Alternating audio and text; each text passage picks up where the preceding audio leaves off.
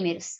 Polímeros são substâncias com uma elevada massa molar, tendo como características repetições angulares de um grupo de átomos. Este grupo é chamado de mero, onde formam uma cadeia. Sendo assim, um polímero nada mais é do que uma grande molécula composta por subunidades repetidas.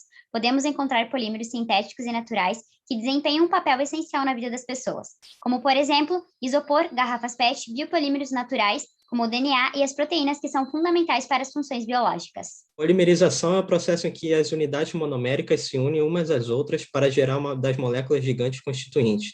Esse processo de agrupamento ocorre de duas maneiras: condensação. Polimerização por adição é quando as unidades monoméricas bifuncionais são fixadas conforme uma cadeia para formar uma macromolécula linear. Este processo ocorre em 3 estágios distintos.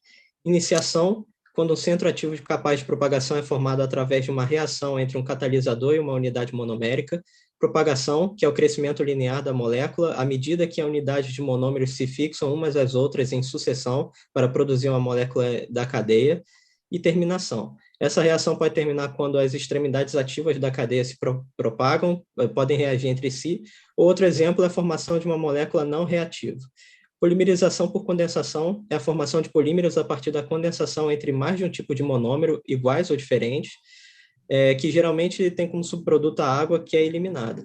Essa reação intermolecular ocorre toda vez que a fórmula química de unidade mero repetida é formada. Geralmente, a polimerização por condensação é mais demorada do que por adição. Algumas características mecânicas e termomecânicas dos polímeros. Os polímeros possuem propriedades mecânicas especificadas pelos mesmos parâmetros dos metais, assim como módulo de elasticidade, limite de resistência à tração e resistência ao impacto e à fadiga. Essas características mecânicas elas são sensíveis à taxa de deformação, à temperatura e à região química do ambiente. Nos materiais poliméricos, a gente encontra 3 tipos de diferentes comportamentos de tensão e deformação. Então, ali representado pela curva A gente tem um polímero frágil, que sofre uma fratura enquanto ele se deforma elasticamente. Na curva B, é um polímero semelhante a muitos metais, onde a deformação inicial é elástica e é seguido por um escoamento e por uma região de deformação elástica. Já na curva C, o polímero ele é inteiramente elástico e possui uma deformação recuperável, mesmo sob baixo nível de tensão.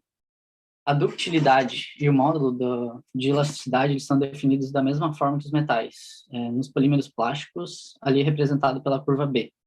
Eles possuem um limite máximo de escoamento no valor máximo da curva, após ocorrer o término da região elástica e linear. O limite de resistência à tração, ele representa o nível de tensão onde a fratura ocorre, podendo ser maior ou menor que o limite de escoamento. Nos plásticos, a maioria dos materiais poliméricos pertencem a essa classe, onde eles possuem grande variedade de combinação ou propriedades. Eles podem ser rígidos ou frágeis, ou também muitas vezes deformam consideravelmente antes da sua fratura. Eles podem ter qualquer grau de cristalinidade e todas as configurações moleculares são possíveis. Nos elastômeros, uma das grandes propriedades, das mais importantes, é a elasticidade, na qual possuem um nível muito grande de deformação, seguido de um retorno à sua forma original, assim como os metais. Possuem também pequenos módulos de elasticidade. Os elastômeros são amorfos quando em estado sem tensão, e as suas cadeias elas são altamente torcidas, dobradas e espiraladas, quando em repouso. Já quando cargas tracionárias desenrolam essas cadeias parcialmente, as edificam, elas são alongadas, então, no sentido da tensão aplicada. Para um polímero ser classificado como elastômero, esse polímero não deve ser facilmente cristalizável. Suas ligações de cadeia devem ser relativamente livres, de modo que as cadeias torcidas estejam aptas a responder qualquer aplicação de uma força. Além disso, o início de uma deformação plástica deve ser retardado para que os elastômeros se deformem elasticamente. Na classe dos elastômeros, existe também a vulcanização, onde é o processo de formação das ligações cruzadas, que consiste na característica obrigatória para um comportamento elastomérico. Ela é feita através de uma reação química irreversível, normalmente a uma temperatura elevada. Nada mais consiste na adição de compostos de enxofre nesse elastômero aquecido, onde suas cadeias e átomos se ligam com as cadeias principais de polímero, que se encontram adjacentes, formando assim as ligações cruzadas. Transição térmica. Agora vamos falar um pouco sobre a transição térmica. Ela acontece com polímeros semicristalinos e amorfos. Os semicristalinos tem região de alinhamento de cadeia, parte essas cristalinas, e ele vai também à parte amorfa, qual tem formato novelado, devido à sua desorganização, tendo assim os dois tipos de organização espacial. Mas o que acontece com ele? Em temperatura muito baixa, abaixo da TG, temperatura de transição vítrea, ele está no estado vítreo. Nesse estado, a cadeia polimérica não tem mobilidade e o polímero fica rígido. Um exemplo disso é a régua, que tem uma TG de 100 graus Celsius, fazendo que quando usada convencionalmente, em temperatura ambiente, ela não saia do estado vítreo, ou seja, fique rígida, mas quebradiça. Conforme sua temperatura vai aumentando, ela passa pela TG, e nessa região, as partes amorfas começam a ter mobilidade, fazendo com que, assim, o material passe de rígido para flexível. Se aumentarmos ainda mais a temperatura, iremos passar para TM, temperatura de fusão de rede cristalina, onde acontecerá a fusão, ou seja, o afastamento, e não terá mais organização nenhuma, e o polímero passará para o estado viscoso, e estará líquido ou pastoso. Já os amorfos são aqueles que não têm formação de rede cristalina. Sua transição térmica é bem similar à da rede cristalina, do semicristalino. Porém, ele não tem TM, e sim tem temperatura de processamento. Ambos têm formato nivelado, no estado líquido. Isso tudo interfere diretamente nas características desses polímeros e nas aplicações que ele terá. Se pensarmos na aplicação de um pneu, por exemplo, sabemos que ele terá que ser flexível, mas com alta resistência mecânica, ou seja, sua TG terá que ser baixa. Além da temperatura e da taxa de deformação, fatores estruturais também influenciam no comportamento mecânico dos materiais poliméricos. As forças das ligações covalentes principais e das ligações van der Waals, junto com o alinhamento de suas cadeias, são também responsáveis pelo comportamento dos polímeros. O grau de cristalinidade afeta as propriedades mecânicas, pois afeta a extensão das ligações secundárias intermoleculares. Nas regiões cristalinas, devido ao arranjo ordenado e paralelo, há uma grande quantidade de ligações secundárias entre os segmentos de cadeias adjacentes. Já nas regiões amorfas, essas ligações são muito menos presentes devido ao desalinhamento das cadeias. Assim, o módulo de tração para os polímeros semicristalinos aumenta significativamente com o grau de cristalinidade, aumentando sua resistência, porém o material tende a se tornar mais frágil. Para muitos polímeros, podemos observar que o limite de resistência à tração aumenta em função ao aumento do peso molecular, pois a relação é dada por esta fórmula, onde o limite de resistência à tração, de um caso hipotético de um peso molecular infinito, é subtraído por uma constante que é dividida pela divisão do peso molecular médio de um polímero pelo peso das moléculas.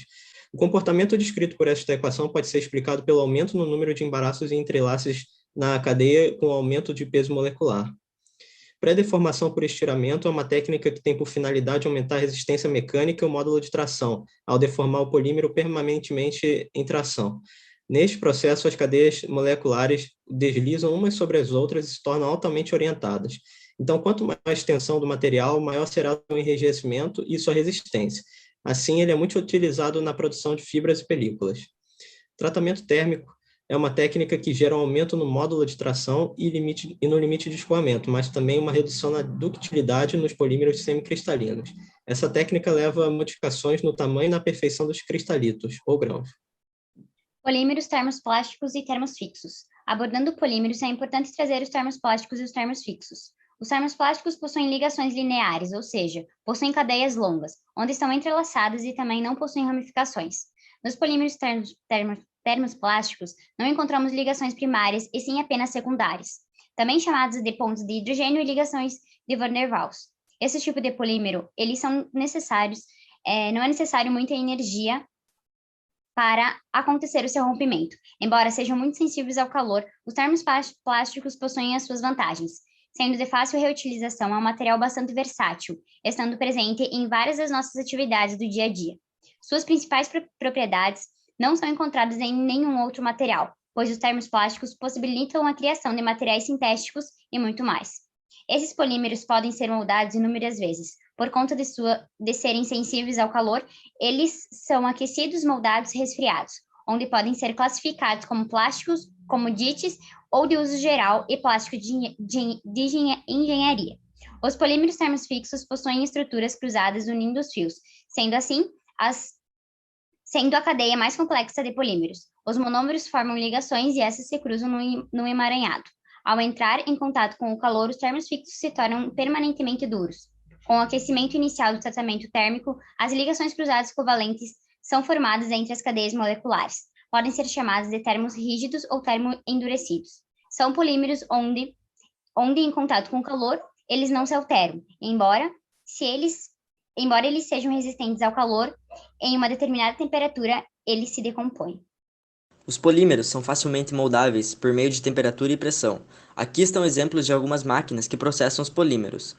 Geralmente eles vêm em pequenas partes ou pellets e passam por processamentos de injeção ou extrusão de ar ou outros gases, podem ser impressos, comprimidos ou a cura em autoclave, que é a mais usada em termorrígidos. Alguns defeitos são rebarbas, relevo, manchas. Provavelmente em teste de desempenho, o material irá apresentar falha primeiro, onde há defeitos. As tecnologias e os polímeros são tantos que podemos ter desempenho em praticamente todas as áreas: alta produtividade, baixo peso, baixo custo, transparência, resistência mecânica, acústicos, elásticos, resistentes à erosão, não inflamáveis, porém não todas essas qualidades em um único produto. Vamos usar uma classificação como exemplo: os polímeros commodities e os especiais. Os commodities são produzidos em larga escala e com baixo custo. Esse é o principal motivo de terem dominado o mercado. Em um exemplo, a troca por aço por polímeros pode resultar em 30% da redução do peso e 25% da redução do custo.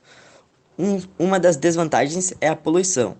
Já os especiais conseguem alcançar desempenhos fantásticos na área espacial, civil, esportiva e biomédica. São extremamente versáteis, desempenham muito bem. A desvantagem é que eles ainda não são produzidos com baixo custo e em larga escala. Olhando para o futuro, a crescente necessidade de materiais com performance alta aumenta também a necessidade de novos estudos e novas formas de processamento, fazendo com que no futuro muitos polímeros especiais e com alta performance se tornem acessíveis.